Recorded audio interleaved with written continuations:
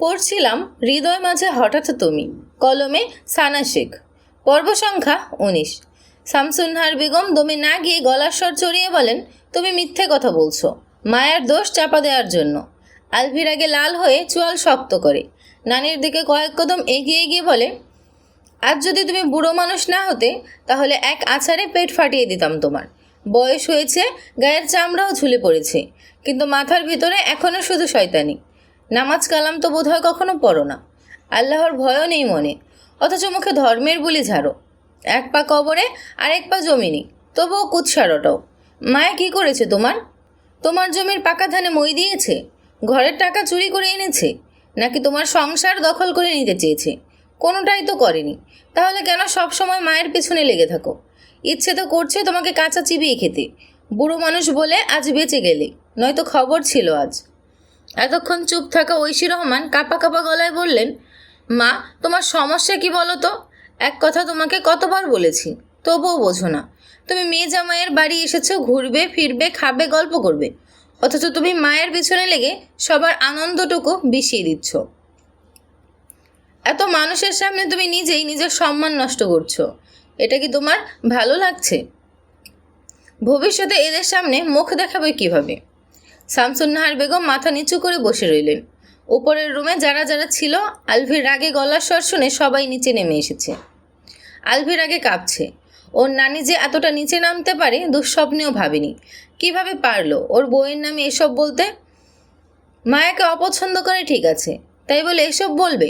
একজন মানুষের চরিত্রের দিকে আঙুল তোলা ছোটোখাটো কোনো কথা নাকি? ওর তো ইচ্ছে করছে ওর নানিকে ধরে মনের রাগ মিটিয়ে উত্তম মধ্যম দিতে। একে তো বুড়ো মানুষ, তার উপর আবার নানি হয়। রাগ উঠলেও সেভাবে কিছু বলতে পারছে না। ঘুরে দাঁড়ায় নানার দিকে তাকিয়ে। এই বুড়িকে কিছু করার আগেই আমার চোখের সামনে থেকে সরাও। আর তোমার ছোট নাতনিও যেন আমার চোখের সামনে না আসে। আলভির মুখে শেষের কথাগুলো শুনে সবাই লীরার দিকে তাকায়। এই বজ্জাত মেয়েটা আবার কি করেছে? লীরা মাথা নিচু করে বড় বোনের পেছনে দাঁড়ায়। সবাই এভাবে তাকাচ্ছে কেন? আর আলভি এমন কথা বলল কেন? সেদিনের পর ও তো কিছু বলেনি মায়াকে, আলভিকেও তো কিছু বলেনি। লীরার বাবা অগ্নিদৃষ্টি নিক্ষেপ করে আছে লীরার দিকে। দেখে মনে হচ্ছে ওই চোখ দুটো দিয়ে ভস্ম করে দেবে এখনই। শুকনো ঢোক গিলে মাথা নিচু করে দাঁড়িয়ে রইল। আলভি আবার তাকায় নানির দিকে।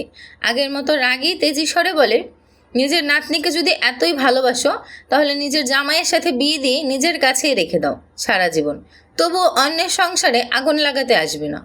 ড্রয়িং রুমে বসে থাকা কারো মুখে কোনো কথা নেই। সবাই চুপচাপ বসে আছে, দাঁড়িয়ে আছে। আলভি মায়ার দিকে তাকায়। মায়ার ফর্সা নাক, গাল, চোখের এরিয়া লাল হয়ে গেছে। দু চোখ বেয়ে গড়িয়ে পড়ছে শ্রাবণধারা। রাগে মাহিরের চোখ মুখও লাল হয়ে আছে। আলভি মায়ের সামনে দাঁড়িয়ে বলে, ওঠো। মায়া ওঠেও না, আলভির দিকে তাকায়ও না। আলভি হাত বাড়িয়ে দিয়ে বলে, সোফা থেকে ওঠো। মায়া তবুও কিছু বলে না। আলভি চড়ে যাওয়া মেজাজ আরও চড়ে যায়। জোরে ধমক দিয়ে বলে, ওঠ, কি বলছি কানে যাচ্ছে না? আলভির ধমকে ড্রয়িং রুমের সবাই কেঁপে ওঠে। শামসুন্নাহার বেগম ভয় পেয়ে জড়সড় হয়ে যান। মায়া শব্দ করে কেঁদে দিয়ে উঠে দাঁড়ায়। আলভি মায়ের এক হাত নিজের হাতের মুঠোয় পড়ে নিয়ে সিঁড়ির দিকে এগিয়ে যায়। সিঁড়ির গোড়ায় দাঁড়িয়ে থাকা কয়েকজন সরে দাঁড়ায়। আলভি লাল চোখে লীরার দিকে একবার তাকায়। রুমে এসে ধরম করে ডোর লাগায় আলভি। এত জোরে শব্দ হয় যে মনে হচ্ছে পুরো বাড়ি কেঁপে উঠল। ভয় পেয়ে আবার কেঁপে ওঠে মায়া। নিচে থাকা সকলেই স্পষ্ট শুনতে পেয়েছে এত জোরে লাগানো ডোরের শব্দ। আলভি মায়াকে টেনে এনে বেডের উপর বসায়। টিস্যু হাতে নিয়ে মায়ার চোখ গাল মুছিয়ে দেয়। পানির বোতল হাতে নিয়ে পানি খাওয়ায়। তারপর আগের মতো রাগে সরে বলে, আমি কিছু বললেই তো চ্যাটাং চ্যাটাং করে কথা বলো। মুখ খোলার আগে উত্তর রেডি করে রাখো। তাহলে এখন কি হয়েছিল? ওই বুড়ি যখন এত কিছু বলল উত্তর দিলে না কেন? তখন মুখের মধ্যে সুপার গ্লু লাগানো ছিল? মায়া বলে না কিছু। বুড়ি যখন এত বড় মিথ্যে কথা বলল সকলের সামনে, তখন বুড়ির চুল টেনে ছিঁড়লে না কেন? মানুষের কথা শুনে এমন চুপ করে থাকো বলেই তো তারা কথা বলার সুযোগ পায়। একবার দুবার বললে কি এদের লজ্জা হয়? কতবার বলবো? একবার ছেড়ে দুবার কিছু বললেই তো সবাই হইচই করে বেয়াদব উপাধি দিয়ে দেয়। মা বাবা শিক্ষা দিতে পারেনি সেই কথাও বলে। কি করব তাহলে? কথায় কাজ না হলে হাত দিয়ে দেবে, হাত দিয়ে কাজ না হলে খুন করে ফেলবে। পরেরটা আমি দেখে নেব। কি দেখবেন? আমার বদলে আপনি জেল খেটে দেখবেন কেমন লাগে? হ্যাঁ। মায়ের রাগী চোখে আলভির মুখের দিকে তাকিয়ে থাকে। আলভি এক কদম এগিয়ে এসে মায়াকে নিজের সাথে মিশিয়ে নিয়ে বলে, তখন এত জোরে ধমক দেওয়ার জন্য সরি। ভালোভাবে কিছু বললে শোনো না কেন? ছবির না আমাকে, দূরে সরুন। আলভি ছাড়ে তো নাই, উল্টো আরো শক্ত করে ধরে। আজকের পর কেউ কিছু বললে তার গোষ্ঠীর পিণ্ডি চটকে দিয়ে আসবে, সেই যেই হোক না কেন, শুধু আমি বাদী। ঐশী রহমান কিছু না বলে কিচেনে চলে আসে। ঝরঝর করে কেঁদে ওঠেন। ওনার পেছন পেছন মেহবুবা মেহেরও কিচেনে চলে এসেছেন।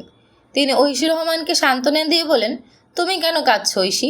ভুল তো তুমি করনি, তাহলে তুমি কেন কাঁদবে? কান্না বন্ধ করো। মাফ করবেন আপা, আমার মায়ের জন্য মায়াকে এত কষ্ট পেতে হলো। আমি সত্যি বুঝতে পারিনি মা এমন কিছু করবে বা বলবে। মেহবুবা মেহের ঐশী রহমানের চোখের পানি মুছিয়ে দিয়ে বললেন, পাগল মেয়ে, এভাবে কেন কাঁদছো? মাফ চাইতে হবে না। তোমার মাকে পরে বুঝিয়ে বলে দিও, পরে যেন এমন কাজ আর না করে। মাহের আর তোমার ভাইয়া ভীষণ ক্ষেপে আছে। সবাইকে আমি আজকেই পাঠিয়ে দেবো এই বাড়ি থেকে। এটাও বলে দেবো ওনারা যেন আর কোনো দিন এই বাড়িতে না আসে। পাগল হয়েছো নাকি তুমি? ওনারা এমনিতেও আগামীকাল চলে যেতে চাইছে, এখন আর এমন কিছু বলবে না তুমি। লীরার বাবা ওর মায়ের দিকে তাকিয়ে বললেন, যাও ব্যাগ গুছিয়ে নাও, আর সবাইকে বলো ব্যাগ গুছিয়ে নিতে। 10 মিনিটের মধ্যে রেডি হয়ে সবাই আমার সামনে আসবে। 10 মিনিটের বেশি সময় লাগলে সবাইকে রেখেই চলে যাব আমি। আলতাফ মাহমুদ কিছু বললেন না। রাগে ওনার মস্তিষ্ক টকবক করে ফুটছে। কত বড় সাহস, ওনার বাড়িতে এসে ওনার ছেলের বউয়ের চরিত্র নিয়ে কথা বলে। আলতাফ মাহমুদ ঐশী রহমানকে বিয়ে করার প্রথম দিক থেকেই শাশুড়ি মাকে সেরকম পছন্দ করেন না, তার এমন স্বভাবের জন্য। সব সময় অন্যকে নিয়ে সমালোচনা করা, খুঁত ধরা, খোঁটা দিয়ে কথা বলা সহ আরও অনেক খারাপ অভ্যাস ওনার মধ্যে ছিল, এখনও আছে। এর আগে আলতাফ মাহমুদ নিজের শাশুড়ি মাকে সাবধান করে দিয়েছিলেন যেন দ্বিতীয়বার মায়াকে কিছু বলার সাহস না করে, কিন্তু এবারে এসে এমন কিছুই করলেন।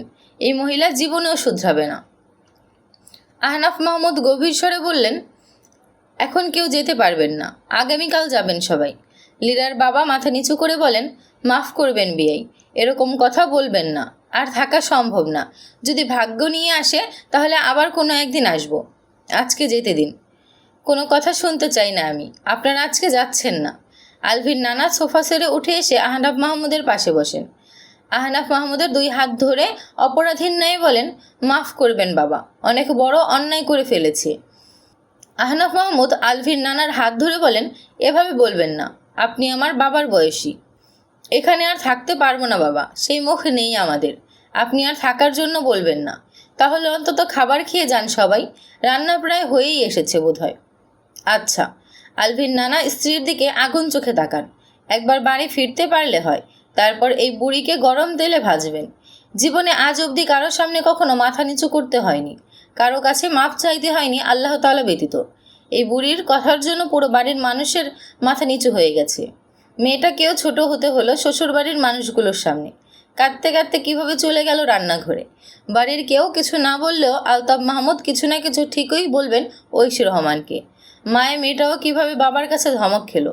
ছোটবেলা থেকেই মেয়ে মানুষের কত কথা শুনে বড় হয়েছে। রাগে ওনার ইচ্ছে করছে শামসুন্নাহার বেগমকে এখানেই মেরে পুঁতে রেখে যেতে। এই শয়তানের কারখানাকে বাড়ি বয়ে নিয়ে গিয়ে কী করবেন? লীরার বাবা সোফা সেরে উঠে লীরাকে টেনে নিয়ে গেস্ট রুমে আসেন। সবাই তাকিয়ে তাকিয়ে দেখে, কেউ কিছু বলে না। বল আলভিকে কি বলেছিস তুই? লীরা ভয়ে আতঙ্কে জড়ানো গলায় বলে, আমি কিছু বলিনি আলভিকে। শক্ত হাতে আদরে মেয়ের গালে চর বসান সাথে সাথে। বেয়াদব মেয়ে, আলভি তোর ছোট না বড়? তোর বড় বোন আলভিকে ভাইয়া বলে ডাকে, তুই কেন নাম ধরে ডাকিস? এখানে আসার পর থেকে তোর চালচলন শুধু দেখছিলাম। অন্যের বাড়ি তাই কিছু না বলে চুপ ছিলাম। দাদি নাতনি মিলে কি প্ল্যান করেছিলি বল? লীরা কোনো কথা না বলে চুপ করে থাকে। চুপ থাকতে দেখে রাগ সামলাতে না পেরে অপর গালেও চর বসিয়ে দেন। আজকে বাড়ি ফিরে নেই, তারপর তোর ব্যবস্থা করব। আদরে আদরে শয়তান তৈরি হয়েছিস তাই না? কাঁচা কঞ্চি দিয়ে মেরে তোর শয়তান দূর করব।